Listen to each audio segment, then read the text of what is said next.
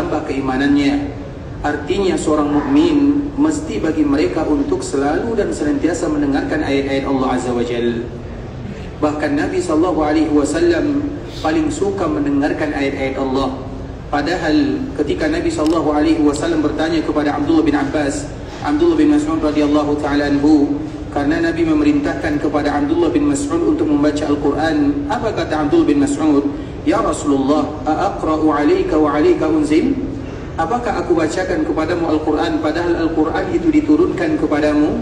Apa jawaban baginda Nabi yang mulia? Aku suka mendengarkan Al-Quran itu keluar dari lisan orang lain. Karena kadang-kadang kalau kita membacanya bisa jadi kurang khusyuk, kurang fokus.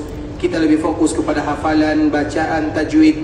Tapi apabila kita mendengarkan dari orang lain, konsentrasi kita adalah fokus untuk mendengarkannya. Sehingga di dalam ayat ini Allah menyebutkan wa idza tuliyat, apabila dibacakan kepada mereka ayat-ayat Allah, zadathum imana, maka bertambah keimanan mereka kepada Allah Azza wa Jalla. Seolah-olah seorang mukmin dianjurkan bagi mereka untuk selalu dan senantiasa mendengarkan ayat-ayat Allah dan juga hadis-hadis Rasulullah sallallahu alaihi wasallam. Kemudian salawat beriringkan salam semoga senantiasa tercurahkan buat junjungan alam Nabi kita yang mulia, uswah dan qudwah kita bersama Muhammad bin Abdullah sallallahu alaihi wasallam, yang mana kewajiban kita bersama adalah memperbanyak mengucapkan salam dan salawat kepada Nabi. Bahkan dalam sebuah riwayat ikhwatul Islam disebutkan, barang siapa yang bersalawat kepada Nabi, maka Allah yang bersalawat kepadanya. Artinya Allah bukan hanya bersalawat kepada Nabi, tapi Allah akan bersolawat kepada orang yang bersolawat kepada Nabi. Artinya Allah juga bersolawat kepada kita kalau sekiranya kita mau bersolawat kepada baginda Nabi yang mulia Muhammad bin Abdullah sallallahu alaihi wasallam. Dan kalau Allah bersolawat kepada hambanya, artinya Allah akan mengagungkan hamba tersebut. Allah akan memuji dia dan Allah akan mencintainya. Apabila Allah mencintai seorang hamba, maka Allah akan mengatakan kepada penduduk langit, wahai penduduk langit, aku mencintai fulan fa'ahibbu, maka cintai dia. Maka semua penduduk langit akan mencintainya. Dan penduduk langit akan berseru kepada penduduk bumi, wahai penduduk bumi, sesungguhnya Allah mencintai fulan, maka cintai dia. Maka orang-orang yang ada di bumi akan mencintainya. Artinya agar kita mendapatkan kecintaan Allah, kecintaan penduduk langit, kecintaan penduduk bumi, di antara salah satunya adalah memperbanyak, bukan 1 kali, bukan 10 kali, tapi memperbanyak sebanyak-banyaknya. Makanya Allah Subhanahu wa taala menyebutkan, ya ayyuhalladzina amanu sallu. Apa arti sallu? Salah, bukan bersolawat arti sallu. Apa arti sallu? Sallu itu artinya ikhwatul Islam, perbanyaklah bersolawat. Berbeza antara bersolawat dengan memperbanyak mengucapkan solawat. Apa arti sallimu? Perbanyaklah mengucapkan salam. Dari mana kalimat perbanyak ini muncul? Dari kalimat syiddah. Kalimat syiddah itu tasydid kalau bahasa kitanya. Ada sukun, ada dhamma, ada fathah, ada kasrah, ada tasydid atau syiddah bahasa kitanya. Syiddah, ada yang menyebutkan syiddah, ada yang menyebutkan tasydid. Apa arti syiddah? Syiddah itu artinya penekanan. Ditekankan. Apabila ada kalimat yang masuk syiddah, berarti kalimat tersebut ditekankan. Bahasa bacaannya ditekankan dan maknanya juga ditekankan.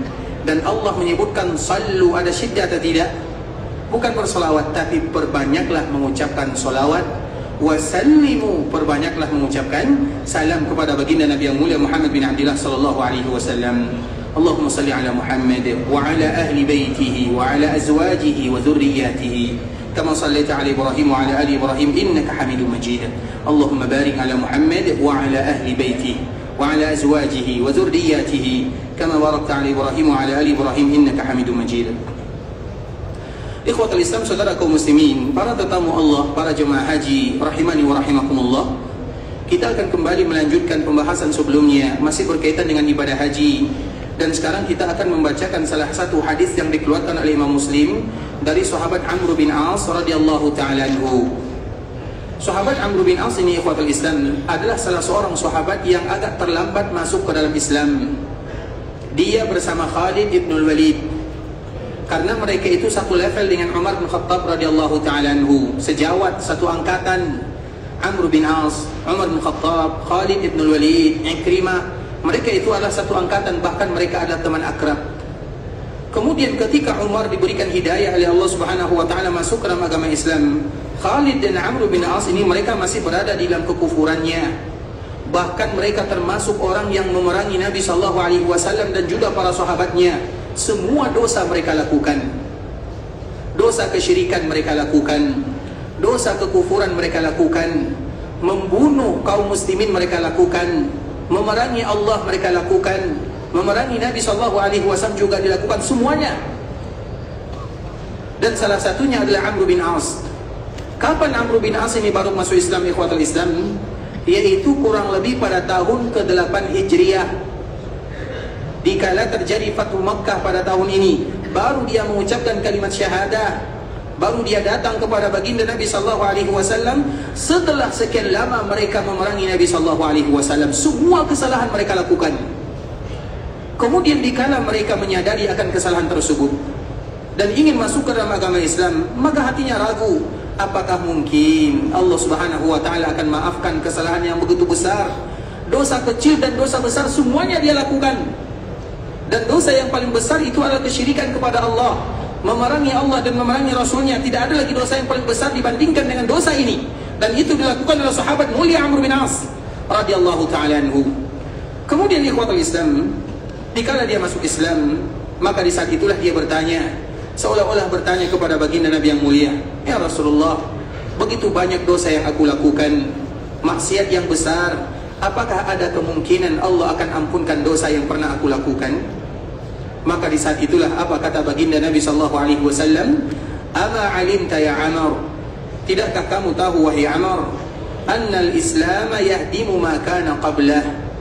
Sesungguhnya agama Islam, ketika seorang mukmin mengucapkan kalimat asyhadu an la ilaha illallah wa asyhadu anna Muhammadar Rasulullah, maka seolah-olah Allah Subhanahu wa taala akan menghapuskan dosa semua yang pernah mereka lakukan. Makanya kenapa Nabi sallallahu alaihi wasallam memerintahkan kaum muslimin untuk sering-sering mengucapkan kalimat la ilaha illallah, tujuannya agar dosa yang mereka lakukan diampunkan oleh Allah Subhanahu wa taala. Bukankah Nabi sallallahu alaihi wasallam menyebutkan afdaluz zikri la ilaha illallah? Zikir yang terbaik adalah kalimat la ilaha illallah. Tujuannya agar dosa kita diampunkan, karena yang namanya manusia tiada hari yang mereka lewati kecuali mereka berdosa. Siang dan malam mereka berdosa. Bahkan sebahagian para ulama menyebutkan sebuah istinbat hukum yang sangat indah ikhwatul Islam, yaitu diambil dari perkara yang sangat kecil. Dikala nanti kita masuk ke tandas, kita buang hajat, buang air kecil atau buang air besar, masuk WC, masuk tandas, masuk toilet, apa doa yang kita ucapkan? Apa? Allahumma inni a'udzubika minal khubuthi wal khaba'ith. Kemudian nanti setelah kita keluar darinya, apa doanya? Ghufranaka. Dikala kita masuk ikhwatul Islam, jelas sesuai dengan maknanya, ya Allah, aku berlindung dari syaitan jantan dan syaitan betina. Kenapa? Karena memang itu adalah syarat syaitan. Sehingga kaum muslimin tidak boleh berlama-lama di tandas, apalagi main handphone. Kemudian ikhwatul Islam itu pas, memang momennya, doanya pas. Hanya saja permasalahannya, dikala mereka keluar, apa doanya? Ghufranaka. Apa arti ghufranaka? Ya Allah, ampunkan dosa kami. Padahal kita masuk tandas, ingin buang hajat, tiba-tiba dikala kita keluar kita minta ampun. Kenapa harus kita minta ampun kepada Allah? Apa dosa kita kurang lebih? Apa kesalahan yang kita lakukan?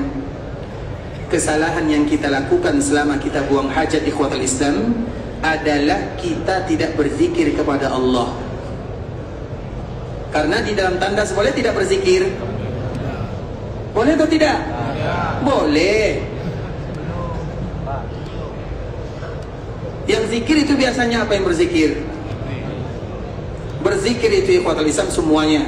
Alladzina yadhkurunallaha qiyama wa qu'uda wa ala junubihim. Kemudian wa yatafakkaruna fi khalqis samawati wal ardh. Kemudian mereka berfikir.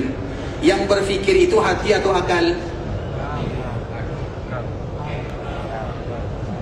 Susah kan jawabannya? Yang berfikir itu hati kita berfikir atau akal kita yang berfikir? Akal tidak mungkin berfikir tanpa hati. Iya atau tidak? Yang pertama kali rajanya di mana? Rajanya di mana? Hati rajanya. Artinya akal kita tidak akan berfikir kecuali dari hati. Sehingga hati kita berfikir, kemudian baru ditransfer kepada akal kita. Karena asal muasal itu adalah hati. Makanya Allah menyebutkan wa yatafakkaruna fi khalqis samawati wal ard. Mereka selalu berfikir. Arti berfikir itu berzikir kepada Allah Azza wa Jalla. Karena siapapun yang memikirkan keagungan Allah Subhanahu wa taala berarti mereka sedang berzikir. Berarti ditandas kita berzikir atau tidak?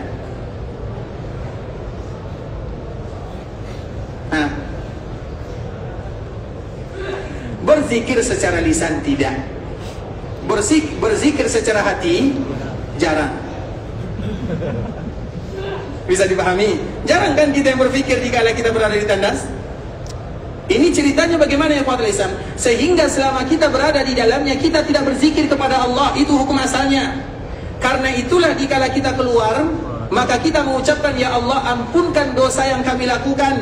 Apa dosa yang kita lakukan? Karena selama kita berada di tandas kita tidak berzikir kepada Allah. Hukum asalnya kita selalu berzikir kepada Allah kecuali kalau kita buang hajat. Kalau kita tidak berzikir kepada Allah, maka ghufranaka adalah kalimat yang paling pantas kita ucapkan kepada Allah Azza wa Jalla. Artinya apa ikhwatul Islam? Terlalu banyak kesalahan yang kita lakukan siang dan malam. Kalau sekiranya ada di antara kita yang beristighfar kepada Allah kurang dari 100, maka mereka belum bersyukur kepada Allah namanya. Kalau mereka tidak berzikir kepada Allah dengan mengucapkan kalimat la ilaha illallah, mereka tidak bersyukur kepada Allah namanya. Terlalu banyak kesalahan yang kita lakukan, terlalu banyak kewajiban yang kita lalaikan.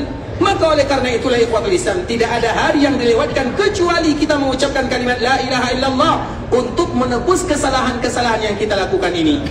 Makanya Nabi mengatakan, amma alimta ya Amr annal Islam yahdimu qablah. Tidakkah tahu wahai Umar, wahai Amr bin As, bahwa orang yang masuk Islam dengan mengucapkan kalimat la ilaha illallah, maka kalimat ini akan menghapuskan dosa-dosanya. Maka kenapa kita dianjurkan selalu sering mengucapkan kalimat la ilaha illallah? Karena dosa kita terlalu banyak. Kemudian wa annal hijrata tahdimu ma kana qablaha. Kemudian setelahnya Nabi kembali mengatakan kepada Amr, wahai Amr, tidakkah kamu tahu bahwa hijrah itu juga akan menghapuskan dosa orang-orang sebelumnya? Karena Ammar ini juga berhijrah dari Mekah menuju Madinah. Karena ada yang namanya muhajirin, ada yang namanya ansar. Siapa di antara kita yang tahu apa itu disebut dengan muhajirin? Apa itu muhajirin? Siapa yang jawab angkat tangan? Orang yang berhijrah dari Mekah ke Madinah, itu jawaban umum. Abu Sufyan hijrah atau tidak? Siapa lagi yang bisa jawaban yang lain? Apa itu muhajirin? Orang yang hijrah dari Mekah menuju Madinah ikhwatul Islam banyak, tapi tidak semua mereka disebut dengan muhajirin. Kan ada muhajirin, ada al-ansar. Kalau orang ansar kita tahu, mereka yang ada di kota Madinah beriman kepada Allah, menolong baginda Nabi Muhammad SAW, dan mereka berasal dari suku Al-Aus dan suku Al-Khazraj. Mereka disebut dengan kaum Ansar. Pertanyaannya, siapa itu muhajirun? Muhajirun itu ikhwatul Islam adalah orang yang hijrah dari Mekah menuju Madinah sebelum terjadi Fathu Makkah. Apa itu Fathu Makkah? Yaitu Mekah dibebaskan. Karena tidak ada gunanya orang yang datang dari Mekah menuju Madinah. Apa gunanya kalau Mekah sudah menjadi milik kaum muslimin? Paham di sini? Jadi hijrah itu ikhwatul Islam mereka yang meninggalkan Mekah sebelum tanggal atau tahun ke-8 Hijriah. Kenapa demikian? Karena Mekah masih dikuasai oleh orang-orang musyrikun. Sehingga orang musyrikun tidak membiarkan siapapun yang keluar dari Mekah. Bukankah di antara salah satu perjanjian Nabi dengan orang-orang musyrikun, siapapun yang keluar dari Mekah menuju Madinah, maka wajib bagi Nabi untuk mengembalikan mereka ke Mekah? Karena orang musyrikun tidak mengizinkan. Sehingga siapapun yang berhasil meninggalkan Mekah menuju Madinah sebelum terjadi Fathu Mekah, maka baru disebut dengan muhajirun. Tapi kalau setelahnya ada orang yang masuk Islam setelah terjadi Fathu Mekah, mereka tidak mendapatkan lagi yang namanya hijrah. Makanya disebutkan oleh para ulama, la hijrata ba'dal fatah. Tidak ada yang namanya kalimat hijrah setelah Fathu Mekah. Karena Mekah sudah menjadi milik kaum muslimin, sudah menjadi kampung muslim. Tapi sebelumnya belum lagi menjadi kampung muslim, maka itu disebut dengan muhajirun. Jadi diikat dengan kalimat hijrah pada tahun ke-8 Hijriah, yaitu sebelum terjadi Fathu Mekah. Nah, Amr bin As, dia datang ke kota Madinah sebelum terjadi Fathu Mekah. Maka dia termasuk muhajirin atau ansar? Muhajirin atau ansar? Salah. Dia termasuk muhajirin dan ansar sekaligus.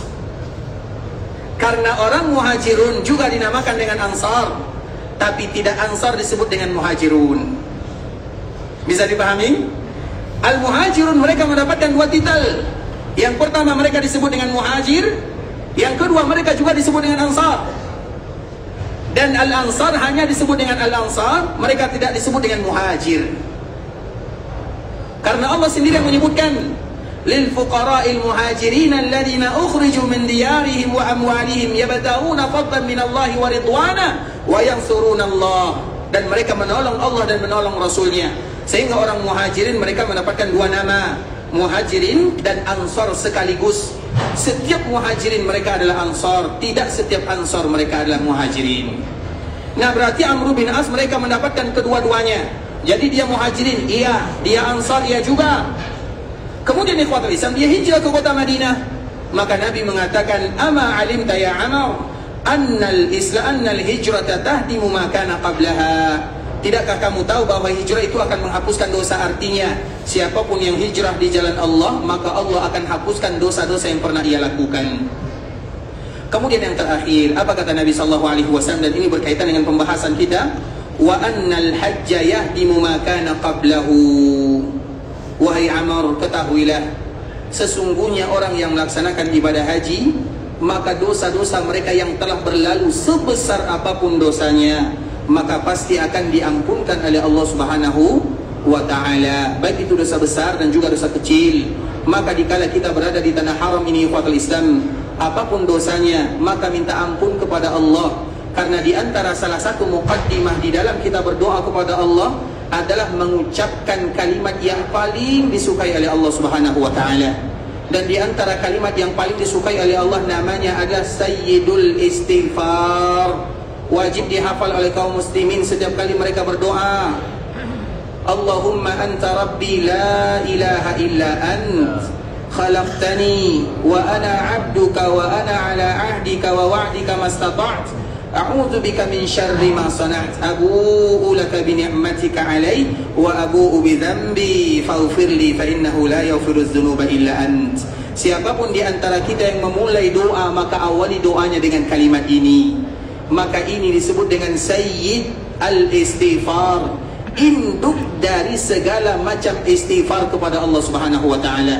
Dan ini momennya ikhwatul Islam. Dikala kita berada di Makkah, dikala kita berada di Madinah, ibadah yang dinanti-nantikan oleh kaum muslimin adalah dikala mereka mengangkat kedua tangannya bermohon, bermunajat kepada Allah. Dan di antara salah satu awal muqaddimah dikala mereka berdoa, abu'u laka bi ni'matika 'alayya wa abu'u bi dzambi. Ya Allah, maknanya aku mengakui semua nikmat yang ada pada diriku berasal darimu. Dan aku juga mengakui semua dosa-dosa yang pernah aku lakukan, aku juga mengakuinya. Makanya di antara salah satu bentuk kita berdoa ikhwatul Islam, sebutkan semua dosa yang kita lakukan, kita akui di hadapan Allah. Kemudian di ujung doa kita mengatakan, ya Allah, dan aku tahu Engkau adalah zat yang maha pengampun, Engkau adalah zat yang maha penyayang. Sebutkan semua nama dan sifat-sifat Allah yang kita hafal. Engkau adalah zat yang maha pengasih, Engkau adalah zat yang maha memberikan rezeki, Engkau yang memiliki jagat raya. Sebutkan semuanya. Kemudian ujung-ujungnya kita mengatakan, faghfirli fa innahu la yaghfirudz dzunuba illa ant. Maka kalimat Sayyidul Istighfar ini wajib dihafal oleh semua kaum muslimin. Sudah hafal doanya? Nanti bagi kita yang belum hafal ikhwatul Islam, cari di internet, namanya Sayyidul Istighfar. Sayyidul Istighfar itu adalah muqaddimah daripada segala macam bentuk istighfar, yang mana di dalamnya terdapat kalimat-kalimat yang sangat indah. Terutama dikala kita ingin melaksanakan ibadah, karena memang ibadah haji ini menjanjikan semua dosa kita pasti diampunkan oleh Allah, dan semoga Allah ampunkan dosa kita bersama. Kemudian ikhwatul Islam, kita akan kembali kepada ibadah, rangkaian ibadah haji yang akan dilakukan oleh kaum muslimin. Sebelum kita menyebutkan tentang masalah rangkaian ibadah haji ikhwatul Islam, sebelumnya kita pernah mengangkat sebuah topik atau sebuah tajuk yang berkaitan dengan Nabi Ibrahim. Karena memang di antara salah satu kewajiban bagi kita yang dimudahkan oleh Allah cepat datang ke sini adalah bagaimana kita banyak menghafal doa, yang mana doa itu nanti kita baca terutama dikala kita berada di Ka'bah Al-Musharrafah. Dan doa yang paling bagus itu ikhwatul Islam adalah doa yang diabadikan oleh Allah di dalam Al-Quran, terkhusus lagi doa yang dibaca oleh Nabi Ibrahim. Maka kita akan menyebutkan doa daripada Nabi Ibrahim ini ikhwatul Islam. Dan ini doa bisa nanti kita lihat di dalam Al-Quran, surat Al-Baqarah, kurang lebih ayat 127, 128, 129. Hafal doanya, baca. Bahkan sebahagian para ulama menyebutkan, bagi kita yang ingin dimudahkan oleh Allah Subhanahu wa ta'ala untuk datang ke Mekah, baik itu ingin melaksanakan ibadah haji dan ingin melaksanakan ibadah umrah, ternyata Nabi Ibrahim sudah mengajarkan kepada kita doanya. Hanya saja kita tidak hafal dan kita tidak tahu. Kita akan sebutkan di ikhwatul Islam. Bagi yang ingin menghafal maka bisa dilihat ayat Al-Quran. Bisa dilihat nanti ayat Al-Quran dan surah Al-Baqarah yang tadi telah kita sebutkan. Allah Subhanahu wa ta'ala menceritakan kepada kita bersama, wa idh yarfa'u Ibrahimul qawa'ida minal baiti wa Ismail. Ingatlah wahai kaum muslimin, ketika Nabi Ibrahim membangun Ka'bah dan dibantu oleh putranya yang bernama Ismail. Kemudian setelah mereka selesai membangun Ka'bah Al-Musharrafah, mereka berdua sama-sama berdoa kepada Allah. Dan doa yang mereka ucapkan yang pertama, Rabbana taqabbal minna innaka antas sami'ul alim.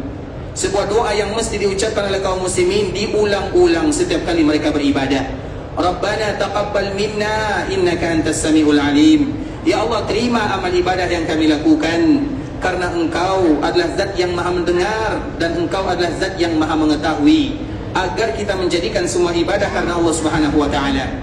Kemudian apa sambungan ayatnya? Rabbana waj'alna muslimaini laka wa min dzurriyyatina ummatan muslimatan lak wa arina manasikana. Rabbana, ya Allah, jadikan kami senantiasa berserah diri kepadamu. Artinya jadikan kami sebagai seorang muslim yang sejati, bukan hanya sekedar muslim kemudian mereka tidak tahu aturan ibadah yang akan mereka lakukan, dan mereka juga tidak tahu larangan yang harus mereka tinggalkan. Kemudian seorang muslim tidak cukup berdoa untuk dirinya, mereka juga berdoa untuk anak dan keturunannya. Maka di dalam doa ini, wa min dzurriyyati, dan begitu juga untuk anak-anak kami. Jadikan anak-anak kami anak yang muslim, hidup dalam keadaan iman, hidup dalam keadaan Islam.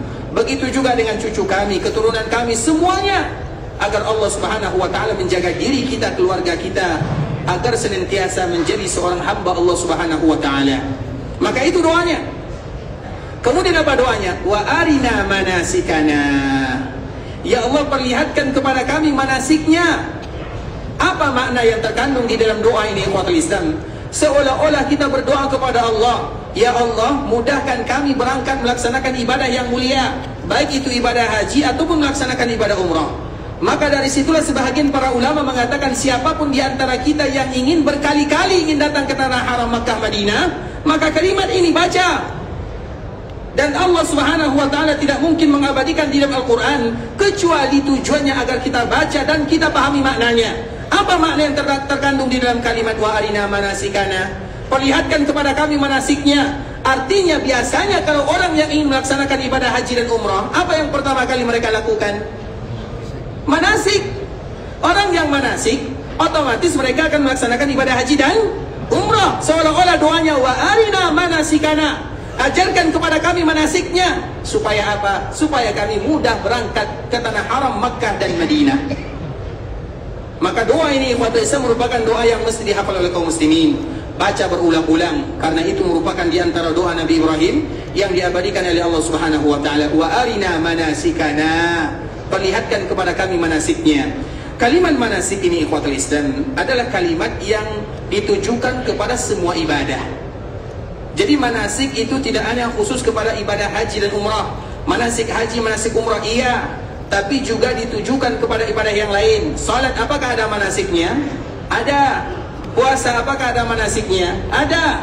Karena manasik itu bagaimana kita beribadah kepada Allah sesuai dengan apa yang diajarkan oleh baginda Rasulullah SAW. Itu disebut dengan manasik. Dan di antara manasik yang paling berat ikhwatul Islam adalah manasik haji dan umrah. Kalau salat mudah bagi kita melakukannya. Kalau puasa alhamdulillah juga tidak terlalu sulit. Kalau zakat juga tidak terlalu berat. Tapi yang paling berat itu adalah manasik haji dan umrah. Bahkan ikhwatul Islam, kalau sekiranya kita tahun ini melaksanakan ibadah haji, kemudian Allah kembali memberikan kesempatan pada tahun berikutnya, maka kita akan lupa apa yang pernah kita lakukan pada tahun sebelumnya. Kira-kira apa yang harus kita lakukan di Mina, apa yang kita lakukan di Arafah, cepat lupanya. Karena ini adalah ibadah yang jarang dilakukan oleh kaum muslimin. Maka identiklah kalimat manasik, kepada ibadah haji dan umrah. Sehingga di antara salah satu doanya, wa arina manasikana, ya Allah mudahkan kami untuk belajar manasik, agar nanti agar kami nanti melaksanakan ibadah ini betul-betul sesuai dengan yang diinginkan oleh Allah Subhanahu wa taala dan yang diridai oleh baginda Rasulullah sallallahu alaihi wasallam. Baik ikhwatul Islam, sekarang kita akan membahas tentang masalah haji. Dalam masalah haji ini terbagi kepada 3. Nanti kalau ada di antara kita yang tidak paham maka bisa bertanya. Yang pertama disebut dengan haji tamattu'. Haji tamattu' ini diambil dari kata-kata tamatta'a yatamatta'u tamattu'an. Maka disebut dengan tamattu'. Tamattu' itu hukum asalnya adalah bersenang-senang, santai, mudah. Karena haji ini merupakan haji yang memberikan kemudahan kepada kaum muslimin. Orang yang berhaji tamattu' ikhwatul Islam adalah orang yang melaksanakan ibadah umrah di kala pertama kali mereka datang ke tanah haram. Mereka melaksanakan ibadah umrah secara sempurna. Kemudian mereka selesai dari ibadah umrah, kemudian nanti mereka membuka pakaian ihramnya dan baru kembali memakai pakaian ihram pada tanggal 8 atau tanggal 9 Zulhijjah. Karena haji yang sesungguhnya itu ikhwatul Islam, haji yang sesungguhnya hanya 2 hari saja atau 3 hari saja. Tanggal 9, tanggal 10 selesai. Bahkan kalau ada yang tambah tanggal 11, 3 hari, tidak lebih daripada 3 hari yang sesungguhnya. Dan nanti akan kita jelaskan lagi ikhwatul Islam. Kemudian haji yang pertama adalah haji disebut dengan haji tamattu'. Haji tamattu' itu mereka yang mengawali ibadahnya dengan umrah, kemudian mereka memakai pakaian biasa, beribadah seperti biasa. Mereka tidak terikat lagi dengan larangan-larangan ihram. Kemudian pada tanggal 8 atau tanggal 9 Dzulhijjah, mereka kembali memakai pakaian ihram, berniat mengatakan labbaik Allahumma hajja, dan baru mereka menanggalkan pakaian ihramnya dikala mereka sudah melakukan tahallul awal. Tahallul awal itu apa ikhwatul Islam? Tahallul itu artinya, apa arti tahallul? Tahallul itu artinya bukan bercukur, bukan menggunting. Itu bukan tahallul namanya. Tahallul itu artinya adalah menghalalkan. Kenapa kita harus menghalalkan? Karena sebelumnya kita sudah haram. Makanya kita memakai pakaian ihram. Pakaian ihram itu artinya adalah ketika seorang muslim mereka memakai pakaian yang berwarna putih, pakaian ihram. Kalau seandainya mereka tidak mendapatkan pakaian putih, boleh mereka memakai pakaian yang berwarna apa saja. Kalau sekiranya tidak ada pakaian yang berwarna putih, contoh misalnya dikala mereka sedang memakai pakaian ihram, tiba-tiba di dalam bas pakaian ihramnya terkena najis dan mereka tidak bawa pakaian ganti atau ihram yang baru atau ihram yang kedua, kalau dipakai maka mereka sulit beribadah. Ternyata di antara kebiasaan orang kita itu ada yang namanya izar, bahasa kitanya sarung. Dia pun ganti dengan sarung. Biasanya sarung itu warna putih atau warna coklat. Jarang kan sarung warna putih kan? Rata-rata sarung itu tidak ada yang berwarna putih. Kemudian karena bernajis, kemudian mereka memakai sarung dan memakainya, boleh atau tidak? Apa jawabannya? Boleh atau tidak? Yang mengatakan boleh bertanggung jawab, yang mengatakan tidak boleh juga bertanggung jawab. Diam aja ya, Masya Allah. Silakan, bilang jawaban yang betul. Masya Allah, barakallahu fikum. Semoga Allah senantiasa memberikan keberkahan ya. Baik, karena kalau tidak tahu lebih baik diam ya. Masya Allah, barakallahu fikum. Tadi ikhwatul Islam, Kalau seandainya demikian keadaannya, silakan mereka memakai sarung. Tapi dirobek dulu kan, biasanya sarung diikat kan? Nanti diputuskan ikatannya, kemudian dijadikan dia sebagai pakaian ihram. Karena memakai pakaian ihram di miqat hukumnya wajib, dan memakai pakaian ihram yang berwarna putih hukumnya adalah sunnah. Kita contohkan, kita harus tahu ikhwatul Islam, setiap ibadah itu kita harus tahu kedudukannya. Karena nanti kalau kita salah, dikembalikan kepada hukum. Contoh, apabila ada orang yang sedang tawaf, perhatikan baik-baik. Kemudian dikala nanti mereka sedang tawaf, mereka tawaf, baik itu tawaf kudum atau tawaf umrah atau tawaf yang lainnya, mereka menutup dengan pakaian ihram seperti ini. Ditutup bahu yang pundak yang kiri, dan juga ditutup pundak yang kanan, ditutup semuanya. Kemudian mereka seperti ini berjalan sambil tawaf. Tawafnya sah atau tidak?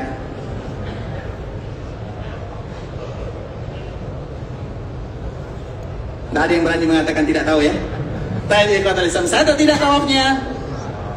Kita kembalikan kepada hukum. Sebelum kita menjawab sah atau tidak sah, maka kita kembalikan kepada hukum. Apa hukumnya orang membuka lengan bagian kanan? Wajib atau rukun? Wajib atau rukun? Sunnah.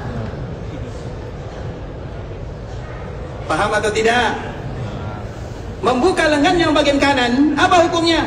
Sunnah, bukan wajib, bukan pula rukun. Karena kalau kita meninggalkan rukun maka bahaya, bisa jadi batal. Kalau kita meninggalkan wajib maka kena denda. Tapi kalau kita meninggalkan sunat, apa hukumnya? Apa itu makna sunnah? Kalau kita kerjakan mendapat, kalau ditinggalkan rugi. Kemarin kita sudah jelaskan, yang mengerjakan dapat pahala, yang meninggalkan rugi.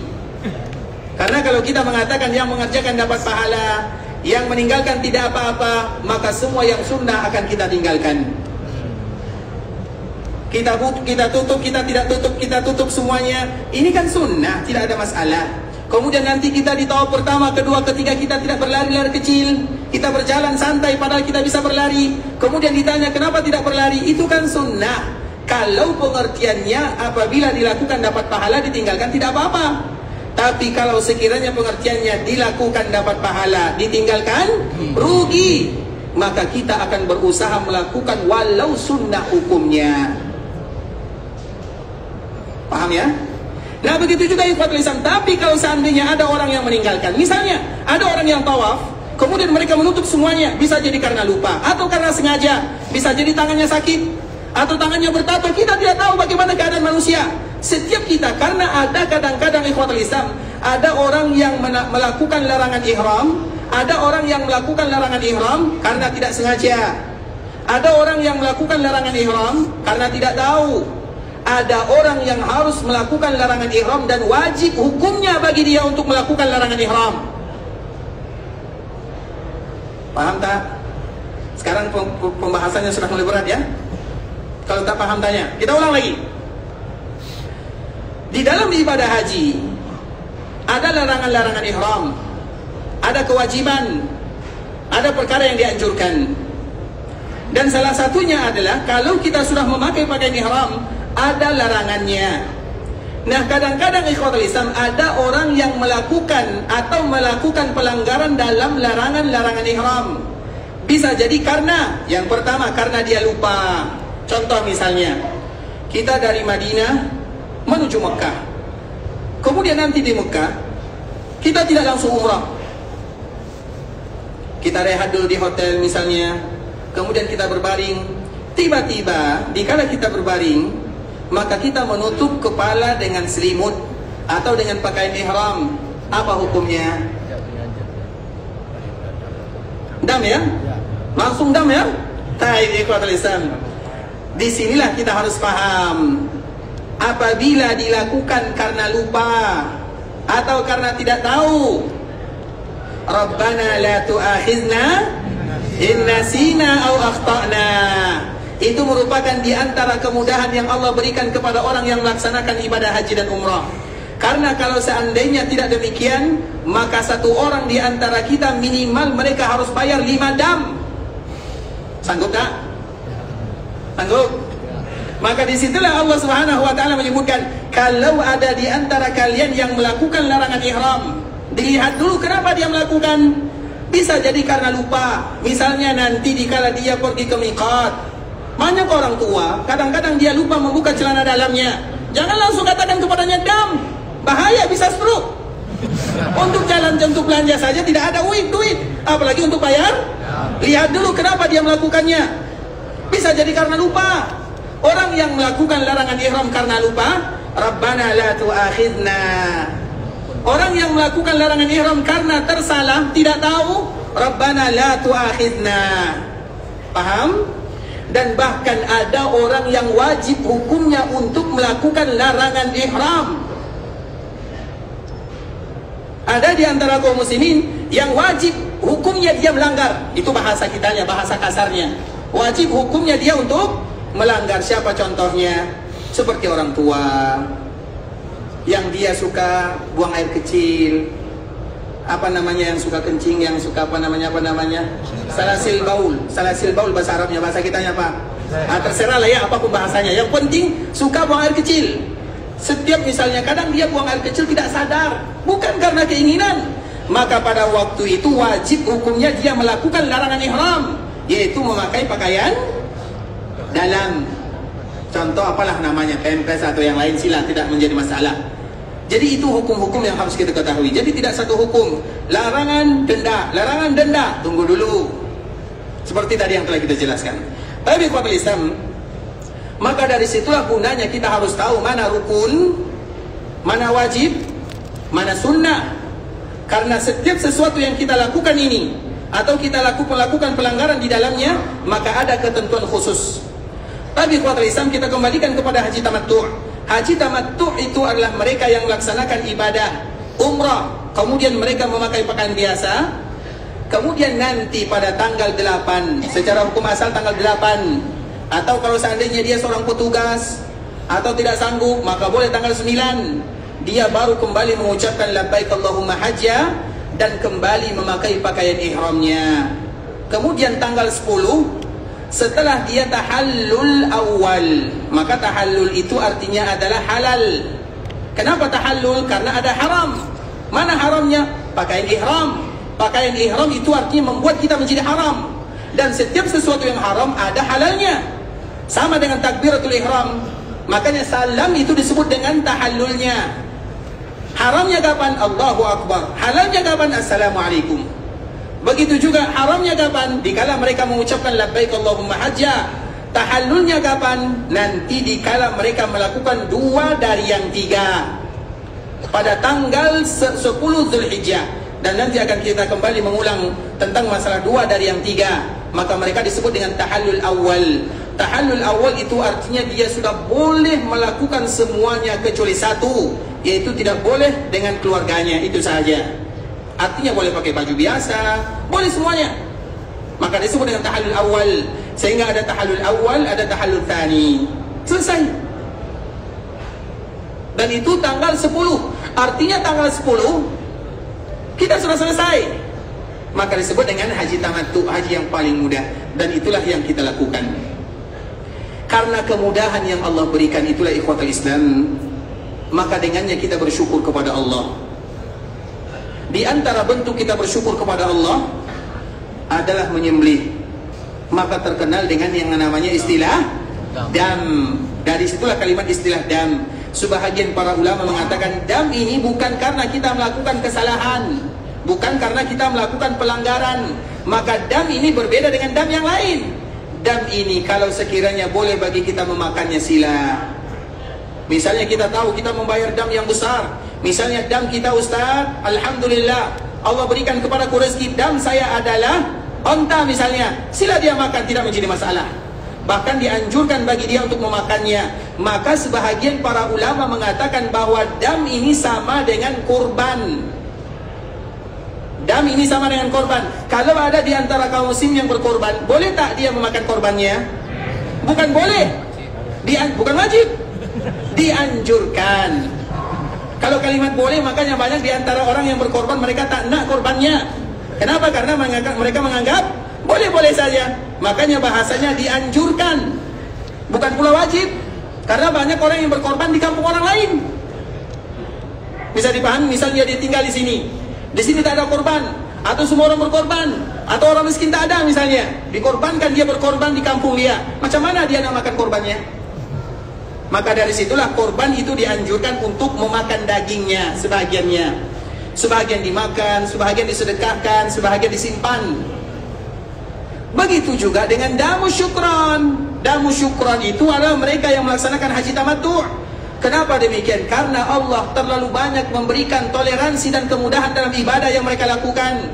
Maka mesti bagi mereka bersyukur. Syukur itulah disebut dengan damu syukran. Darah yang ditumpahkan dalam rangka bersyukur kepada Allah. Maka dianjurkan juga bagi kita, kalau sekiranya kita ada masa, ada waktu, diberikan kemudahan untuk mengambilnya. Kalau ada di antara kita yang mengambil daging damnya sila, tidak akan menjadi masalah, karena dia sama dengan korban. Karena kesamaan dengan korban inilah semua para ulama sepakat bahwa waktu menyembelihnya adalah pada tanggal 10 Zulhijjah, 11, 12 dan 13, karena dia mirip dengan udhiyah.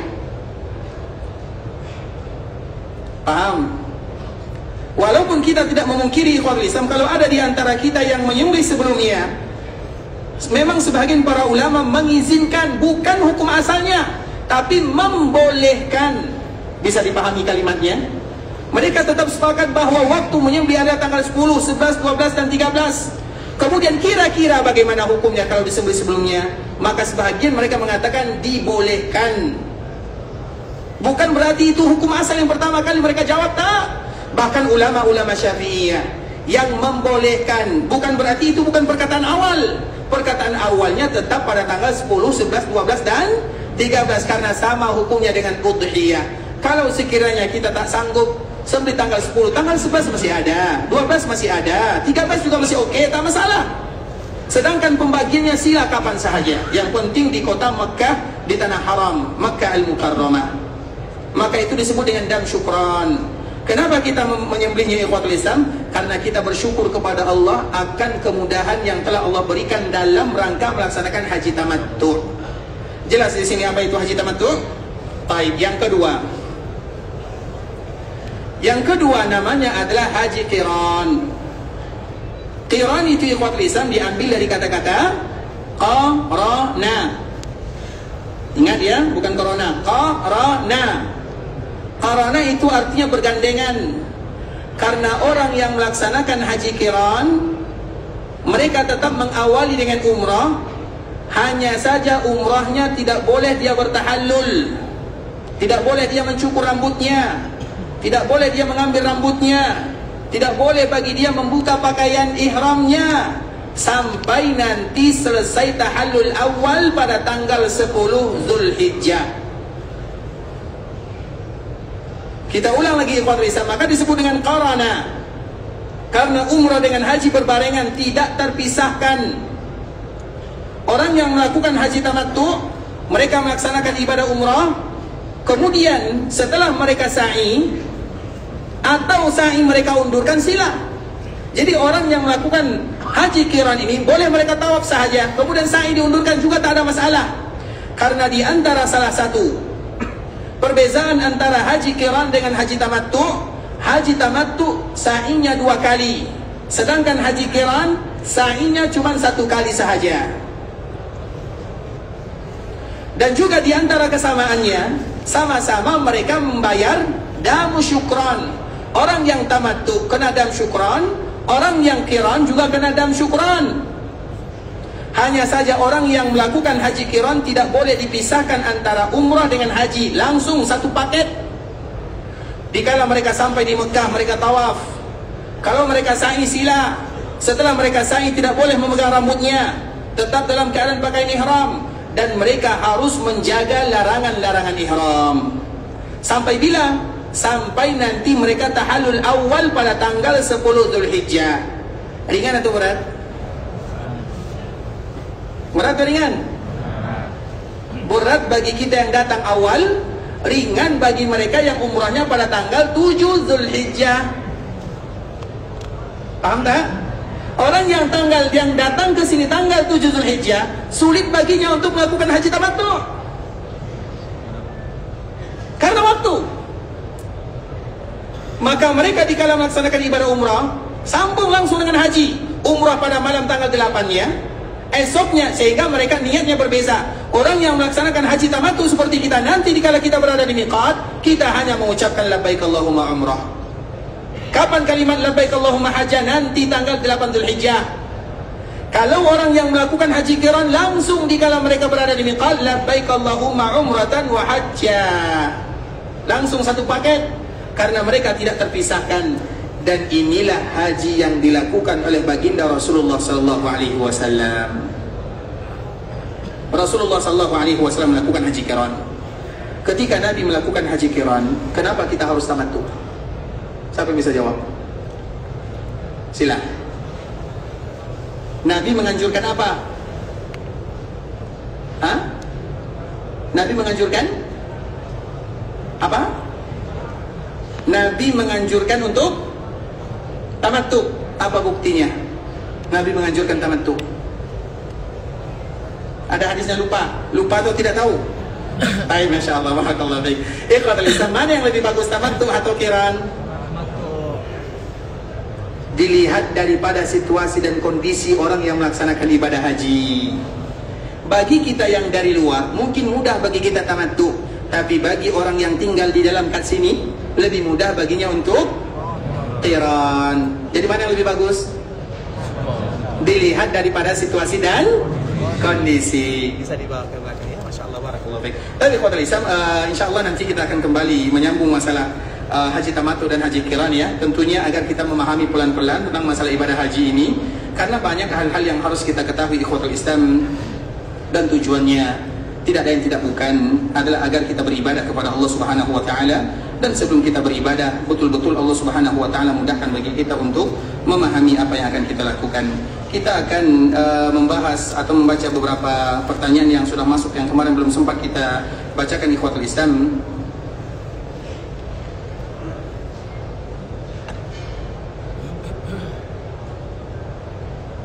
Tapi ikhwatul Islam, dia bertanya tentang masalah badal ya, badal haji dan badal umrah.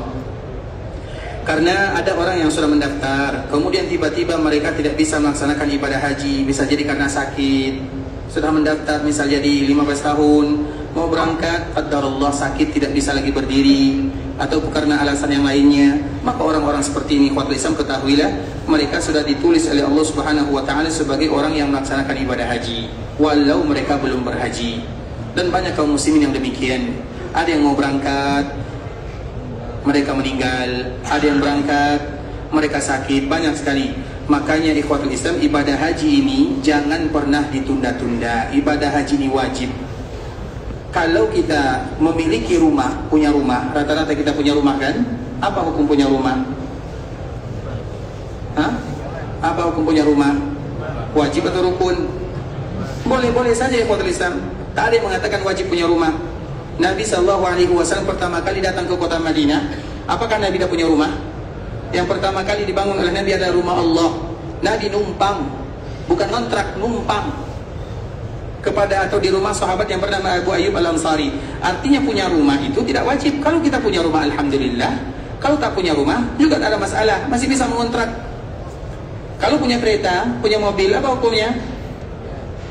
Kalau ada rezeki, alhamdulillah. Kalau tak ada rezeki juga tak ada masalah. Masih ada kaki kita berjalan, masih ada kendaraan yang lainnya. Tapi apa hukum mendaftar ibadah haji? Wajib. Makanya yang perlu kita lakukan pertama kali, bangun rumah atau daftar haji. Yang pertama kali kita lakukan, beli mobil atau daftar haji. Tapi apa faktanya? Gara-gara kita membeli mobil, gara-gara bangun rumah, kemudian baru sudah lama, baru ada uang, kita menabung. Pas hari berangkat kita meninggal, rumah dipakai orang, mobil dipakai orang. Untuk kita apa? Cukup usaha saja. Karena kita salah di dalam menganalisa. Daftar haji dulu baru siap-siap bikin rumah. Daftar haji dulu baru siap-siap beli kereta atau beli mobil. Jangan terbalik ikhwatul Islam. Dan itulah yang menyebabkan kenapa kita berangkat pendaftarannya lama. Makanya kalau kita ada rezeki langsung daftar haji umur 20 tahun, dan semoga Allah Subhanahu wa taala berikan kemudahan kepada keluarga kita untuk melaksanakan ibadah haji tersebut. Itu secara hukum asal. Maka dilihat daripada hukum, karena hukum itu sangat menentukan. Dan hukum yang wajib itu adalah mendaftar haji. Haji itu wajib hukumnya. Sedang bangun rumah, beli kereta, alat yang lainnya tidak wajib hukumnya. Maka kita prioritaskan yang wajib dulu, baru yang dianjurkan bagi kita melakukannya. Bukan tidak dianjurkan, tapi lihat supaya apa? Supaya nanti dikala kita mendaftar antriannya lama, kita tidak tahu bagaimana keadaan kita ke depannya. Sekarang kita masih kuat, tapi esok kita tak tahu. Nah, ikhwatul Islam, kemudian dia bertanya tentang masalah badal haji. Orang badal haji itu, ikhwatul Islam, ada dua. Yang dibadalkan itu ada dua, haji dan umrah sama sahaja. Yang pertama, orang yang sudah meninggal, dan itu semuanya adalah sepakat para ulama. Di antara salah satu amalan yang sampai kepada orang yang meninggal yang disepakati ada 3. Amalan ini apabila dilakukan oleh orang hidup, dihadiahkan kepada yang meninggal, maka semua para ulama sepakat dengannya bahwa pahalanya sampai.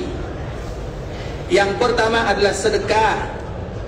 Misalnya kita ada kawan, dia sudah meninggal, kemudian kita mengatakan ada duit 1 juta, saya sedekahkan atas nama kawan saya, pasti sampainya. Yang kedua adalah badal. Misalnya ada orang yang meninggal, kemudian kita badalkan, pasti sampainya. Yang ketiga puasa. 3 ibadah inilah yang disepakati oleh para ulama. Sedangkan ibadah yang lainnya tidak disepakati. Ada yang mengatakan sampai, ada yang mengatakan tak sampai. Contoh baca Quran, kita hadiahkan kepada orang yang meninggal, sampai atau tidak? Susah jawab ya, karena nanti diminta dalil. Sampai atau tidak? Pasti sampai. Kalau yang baca Quran itu adalah anak untuk orang tuanya.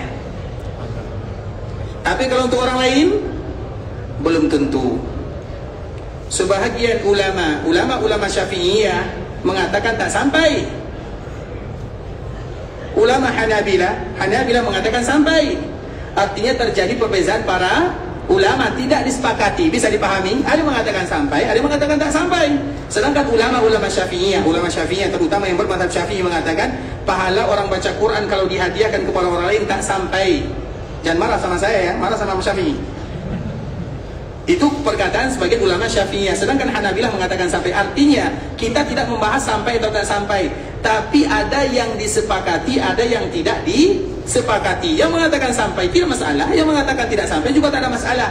Tapi yang disepakati apa? Ada 3. Salah satunya adalah badal. Baik itu badal haji atau badal umrah. Nah, badal ini ada 2. Yang pertama untuk orang yang sudah meninggal, itu semuanya disepakati. Dan yang kedua badal untuk orang yang masih hidup. Dan tidak mungkin lagi dia melaksanakan ibadah haji, tidak mungkin lagi dia berangkat melaksanakan ibadah haji dan umrah. Artinya tidak mungkin lagi dia naik kendaraan, tidak mungkin lagi naik kapal terbang. Kalau sekarang sulit baginya, maka di saat itulah boleh bagi kita untuk membadalkannya. Kemudian ikhwatul Islam, berarti badal itu ada 2. Karena ini hadisnya ikhwatul Islam terkenal dengan hadis syuburmah. Syuburmah itu yaitu membadalkan orang lain, itu baik itu haji atau umrah, dengan syarat. Yang pertama ikhwatul Islam, orang yang akan menghajikan orang lain, dia haji dulu. Orang yang sudah mengumrahkan orang lain, dia umrah dulu. Itu syarat yang pertama. Syarat yang kedua ikhwatul Islam, orang yang badal tujuannya bukan untuk perniagaan, bukan untuk berdagang, bukan untuk mencari duit. Karena badal itu adalah kebaikan. Dan biasanya kebaikan itu ikhwatul Islam, kita yang berkorban atau orang lain yang kita badalkan dia yang berkorban. Yang mana? Kebaikan itu biasanya kita yang berkorban atau orang yang tadi berkorban. Yang mana berkorban? Kita yang berkorban. Seperti misalnya kita bersedekah atas nama orang lain, yang mengeluarkan harta itu orang lain atau kita?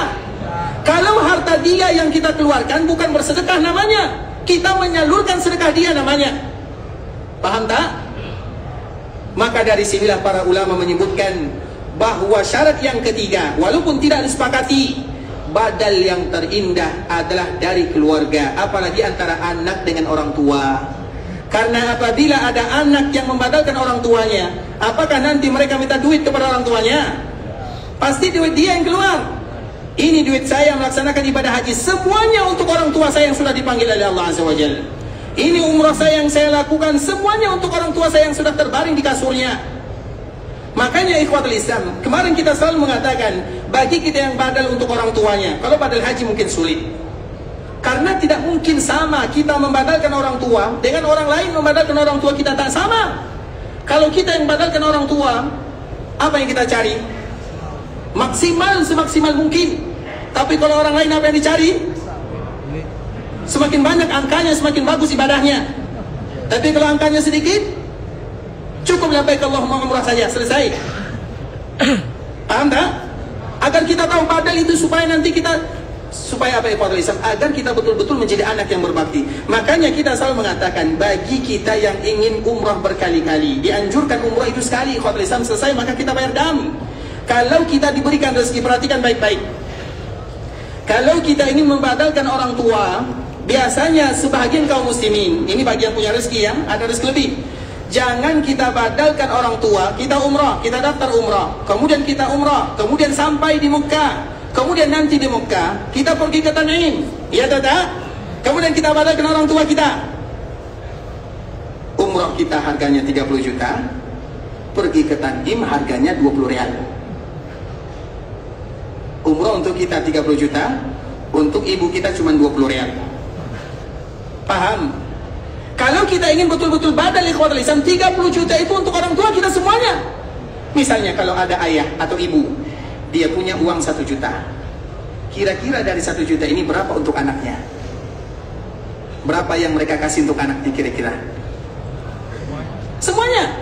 Tapi kalau ada anak yang punya uang 1 juta, berapa mereka kasih untuk orang tuanya? Nah, berapa? Berapa? 50 ribu? 100 ribu? Kebanyakan. Itulah diantara sifat manusia dengan orang tuanya. Orang tua, mereka menjaga anak supaya mereka hidup. Anak menjaga orang tua, menunggu warisan. Itu fakta yang harus kita ingat baik-baik. Dan jangan sampai kita seperti ini, karena anak-anak seperti ini adalah anak-anak yang durhaka. Untuk kita puluhan juta, kemudian nanti kita badalkan orang tua 20 rial. Itu pun tanpa disengaja. Mumpung di Mekah, kita ke Tan'im untuk ayah dan ibu, selesai. Semudah itukah badal ikhwatul Islam? Mana pengorbanan seorang anak kepada orang tuanya? Anak kita jangankan harta nyawa diberikan untuk anaknya. Seperti itulah kita sebagai seorang anak. Kalau sekiranya kita belum dimudahkan berbakti kepada orang tua di kala mereka hidup, jangan menjadi anak durhaka setelah mereka wafat. Dan itulah kebanyakan manusia. Kalau yang sanggup. Makanya kalau ada orang yang ingin membadalkan orang tuanya ikhwatul Islam, nabung dari sekarang. Semua harta itu untuk badal orang tua. Nah mungkin sama nilainya 30 juta dengan 20 rial. Paham? Bagi kita yang punya. Tapi bagi yang tak punya, la yukallifullahu nafsan illa usaha. Kita mau datang ke sini lagi atau tidak? Makanya jangan umroh berkali-kali. Nanti mau umroh berkali datang lagi, nabung lagi agar kita selalu datang ke sini. Bukankah kemarin kita telah menjelaskan di antara salah satu ibadah haji dan umrah tidak akan pernah miskin untuk selama-lamanya, karena kita sedang berdagang dengan Allah.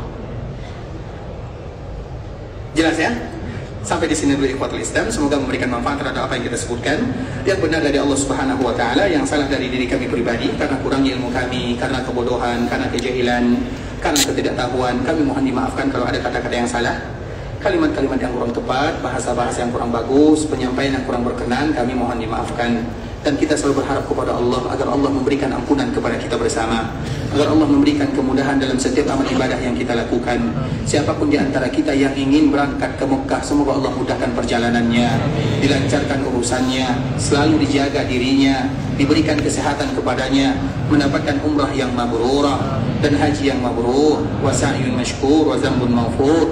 Dan semoga Allah berikan keberkahan dalam kehidupan kita, keberkahan dalam anak dan keturunan kita, keberkahan dalam usaha dan harta kita. Semoga Allah berikan keikhlasan dalam setiap amal ibadah, istiqamah dalam agama, dan Allah tutup usia kita dalam keadaan husnul khatimah. Amin amin ya rabbal alamin. Kita tutup dengan doa kafaratul majlis. Subhanakallahumma bihamdika asyhadu an la ilaha illa anta astaghfiruka wa atubu ilaik. Wa sallallahu wa sallim ala nabiyyina wa habibina wa khalilina wa sayyidina Muhammadin wa ala alihi wa sahbihi wa sallam tasliman katsira. Assalamualaikum warahmatullahi wabarakatuh.